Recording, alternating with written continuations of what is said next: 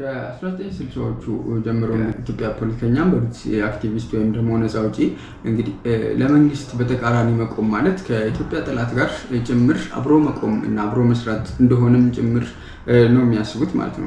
ምክንያቱም ፖለቲካችን ወይም ደግሞ የዚህ ሀገር ፖለቲካ በአጠቃላይ ፖላራይዝድ የሆነ ስለሆነ ማለት ነው። ምክንያቱም ወይ ከኛ ጋር ወይ ከነሱ ጋር ነህ ማለት ነው። ብላክ ኤንድ ዋይት ነው ነገሮችን የሚረዱት ማለት ነው። ስለዚህ ወይ ደጋፊ ነህ ወይ ተቃዋሚ ነህ ማለት ነው።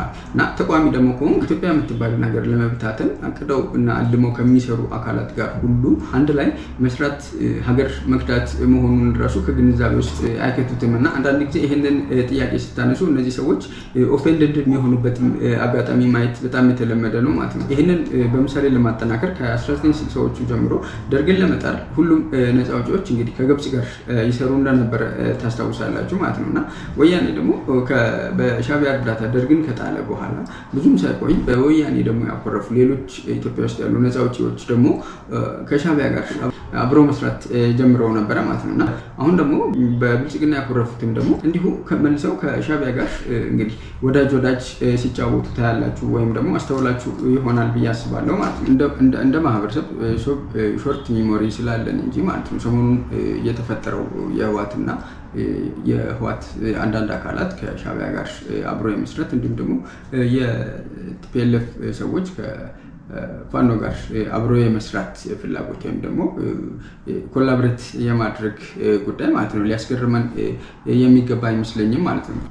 ምክንያቱም እነዚህ ከምስረታቸው ጀምሮ ሶኮልድ እነዚህ ነፃ አውጪ የሚባሉት ሰዎች ማለት ነው ከምስረታቸው ጀምሮ ኢትዮጵያን ለማዳከም አቅደው ከሚንቀሳቀሱ የተለያዩ ሀገራት ጋር ነው አብረው ሲሰሩ ኮላብሬት ሲያደርጉ የምታዩት ማለት ነው። ለምሳሌ ግብጽ ቀደም ጠቅሻለሁ። የተለያዩ ሀገሮች ሌሎችም ሀገሮች አሉ ማለት ነው። ለምሳሌ አሜሪካን ፖለቲከኞች እንግዲህ በዲስኩሮቻቸው ባልካናይዜሽን ኦፍ ኢትዮጵያ የሚሉት አይነት ትርክት እንዳለ ሁሉ ማለት ነው። ስለዚህ የነዚህ የነፃ አውጪ ፖለቲከኞች ዋናው ፍላጎት እና ዓላማ ስልጣን ነው ማለት ነው። እና በእነዚህ ነፃ አውጪዎች ደግሞ የሚያተርፉት ደግሞ ኢትዮጵያን ሳይሆኑ የውጭ ኃይሎች ናቸው ማለት ነው ትርፍ የሚያገኙት። ስለዚህ ይህንን ደግሞ ሩቅ ሄዶ ማየት የሚያስፈልግ አይመስለኝም። ሩቅ ሄዶ የሻዕቢያና የወያኔ ግንኙነት ከምስረታው ጀምሮ ማየቱ ማለት ነው ጊዜያችሁን የእናንተንም የኔንም ጊዜ ማባከን ነው የሚሆነው ማለት ነው።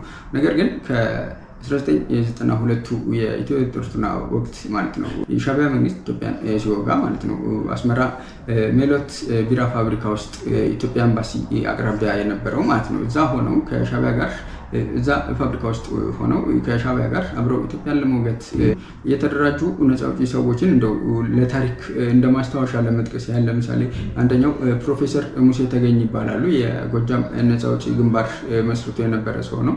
ሁለተኛው ጃልዲማ ናጎ ይባላሉ፣ ነፍሳቸውን ይማርና እንዲሁም ደግሞ ዳውድ ኢብሳ የኦሮሞ ነፃ አውጪ ጦር ይገኙበታል። በተጨማሪ የአፋር፣ የሲዳማ ወዘተ እና ሌሎች ነፃ አውጪ ጦር የሚል ስም ያነገቡ ግሩፖች መልሰው ኢትዮጵያን ለመውጋት ከሻዕቢያ ጋር አብረው የተነሱበት ሁኔታ ነው። እና ይሄንን ነው አንደርስታንድ ማድረግ አንዳንድ ጊዜ የሚከብደው ማለት ነው። ምንም ቢሆን ኖርማሊ በዛ ዘመን የነበረው መንግስት ጋር ምንም ብትቃቃር እንዴት ነው ሀገርን ለመጉዳት መልሰ የዛችን ሀገር መውደቅ ከሚመኝና ከሚሻ ወገን ጋር እንዴት አድርገህ ነው በምንስ አይነት መልኩ ነው ኮላብሬት የምታደርገው ማለት ነው። እና ምን አይነት ህሊና ቢኖርህ ነው አክቹዋሊ ፖለቲከኛና ፖለቲካ ላይ ህሊና የሚባለው ነገር በእርግጥ ሌክዠሪ ጥያቄ ነው ማለት ነው። ግን እንደው በምን አይነት ፌስ ነው መተህ አይበለውና ወያኔ ስልጣን የያዘ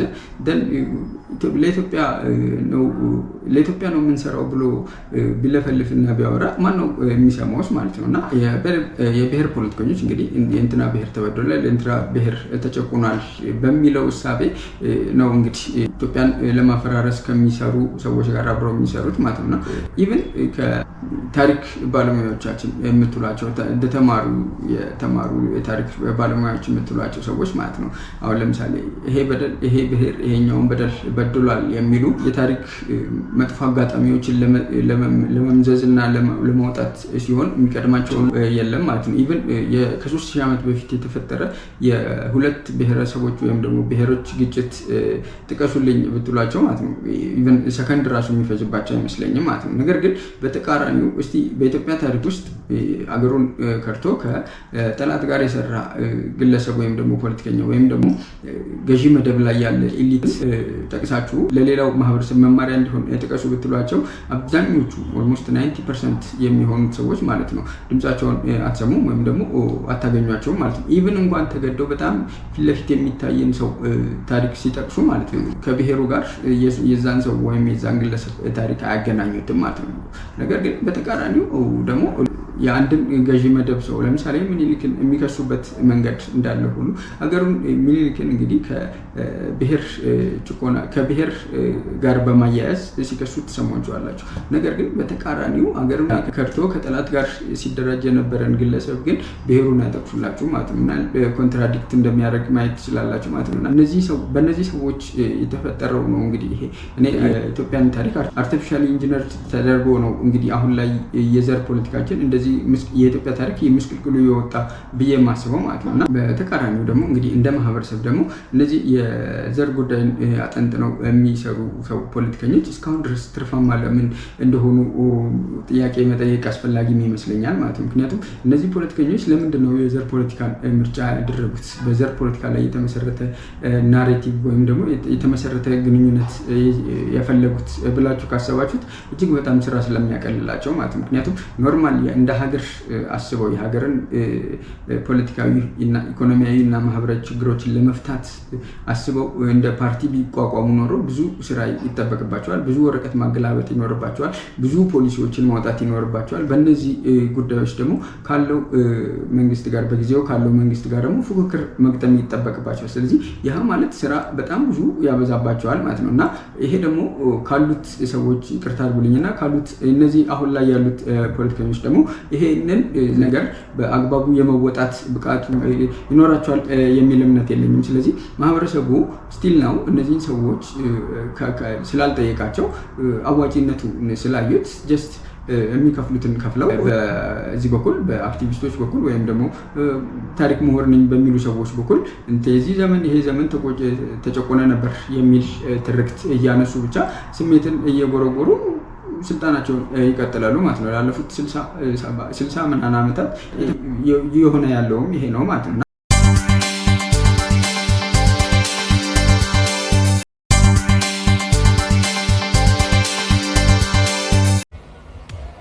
Now, one of the big problems we faced in Uganda was the politics of identity. I am this tribe, I am that tribe, I am this religion, I am that religion. That caused us a lot of problems. Uganda started coming up only when we addressed that issue of politics of identity and moved to politics of interests. And I wish the people of Ethiopia well, but remember that politics of interest or politics of identity. Thank you very much, Prime Minister.